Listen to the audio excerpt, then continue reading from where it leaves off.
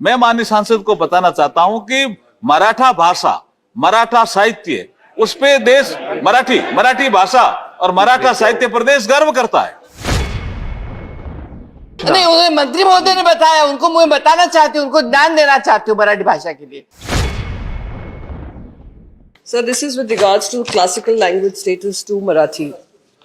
Many scholars, many historians, the state government of Maharashtra, many MPs across board coming from Maharashtra have made this request repeatedly. I had also put it on the table in the 253rd session. How long will this active consideration last? उपसभापति जी, मुझे ये पूछना है कि महाराष्ट्र सरकार के अंदर के समन्वय के अभाव में क्या कुछ इस प्रस्ताव में खामियां रही है, ये जानकारी क्या सही है? Sir, this is with regards to classical language status to Marathi. Many scholars, many historians, the state government of Maharashtra, many MPs across board coming from Maharashtra have made this request repeatedly. I had also put it on the table in the 253rd session. Every time the response is, it is under active consideration. My only question on this particular topic is, how long will this active consideration last? Thank you. Thank you. Deputy chairman sir, जैसा कि माननीय सांसद ने आपके माध्यम से प्रश्न पूछा, मैं आपके माध्यम से बताना चाहता हूं कि ये ठीक है कि मैटर अंडर एक्टिव कंसिडरेशन है, लेकिन वर्तमान सरकार भारतीय भाषाओं और संस्कृति को सर्वोच्च प्राथमिकता देती है। आपने देखा होगा कि हमने अब तक जो है 6 भाषाओं को क्लासिकल लैंग्वेज का दर्जा दिया है। ये गृह मंत्रालय का एक नोटिफिकेशन था 2004 का, उसके तहत एक नोटिफिकेशन 25/11/5 को निकला, जिसमें गृह मंत्रालय ने संस्कृति मंत्रालय को ऑथराइज किया क्लासिकल लैंग्वेज के दर्जा देने के काम को। इसमें फिर हमने एक लिंग्विस्टिक्स एक्सपर्ट कमेटी बनाई। इस कमेटी के माध्यम से साहित्य अकादमी में मैटर गया। मैटर बहुत सकारात्मक दृष्टि से आगे बढ़ रहा है। जल्दी ही निर्णय शीघ्र होगा, सकारात्मक होगा, लेकिन इंटर मिनिस्ट्रियल डिस्कशन चल रहा है, कंसल्टेशन चल रहा है। जैसे ही निर्णय आएगा हम आपके माध्यम से माननीय सदन को, संसद को अवगत कराते हैं। धन्यवाद। माननीय श्री विनय सहस्त्रबुद्धे जी। उपसभापति जी, मुझे ये पूछना है कि महाराष्ट्र सरकार के अंदर के समन्वय के अभाव में क्या कुछ इस प्रस्ताव में खामियां रही है, ये जानकारी क्या सही है?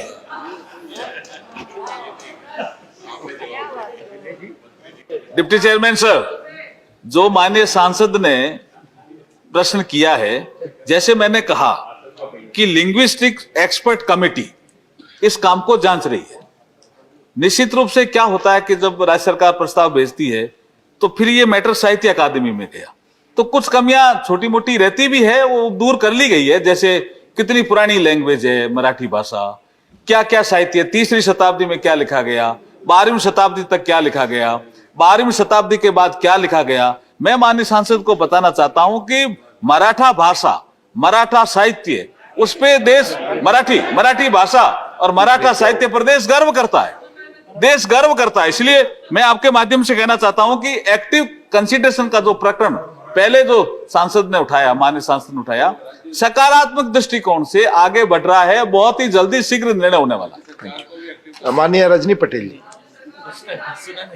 पाटिल जी, रजनी पटेल नहीं, पाटिल जी। यस सर, क्या बोल। धन्यवाद। मैं सिर्फ ये पूछना चाहती हूँ मंत्री महोदय से, एक तो मराठी भाषा जो है उसकी संस्कृति और उसकी इतिहास की परंपरा बहुत प्राचीन है। आद्य कवि मुकुंदराज, उन्होंने ये मराठी भाषा का उगम उनसे हुआ था और ज्ञानेश्वर महाराज ने उसको आगे बढ़ाया था।